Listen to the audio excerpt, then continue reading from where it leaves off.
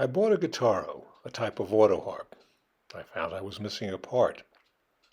I asked experts in the autoharp community, but nobody had a spare one. So I decided I needed to make one and bought a CNC machine to do that. What you get is a box full of parts. You get a crude diagram of what the assembled machine might look like and some ideas about how to put it together. I found YouTube was more helpful with that. And as you see now, here are some of those components. They screw together. Eventually you end up with a working machine. Building it takes some patience. You must align parts, assemble them, sometimes take them back apart and put them back together. But in the end, I ended up with a piece of machinery that looked like it might work.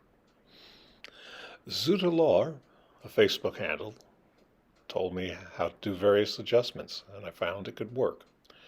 You create code. That code is fed to the machine. That drives the cutting head, and in the end you end up with a production. This first cut was based on one of his designs, but I'm now reasonably confident with some time and some practice I'll be able to design a cut to build the piece I first set out to build. It's not as simple as it looked. On the other hand, it's obviously capable of far much more than I originally thought, and who knows what I'll be able to do with it in the future. I look forward to playing with it more.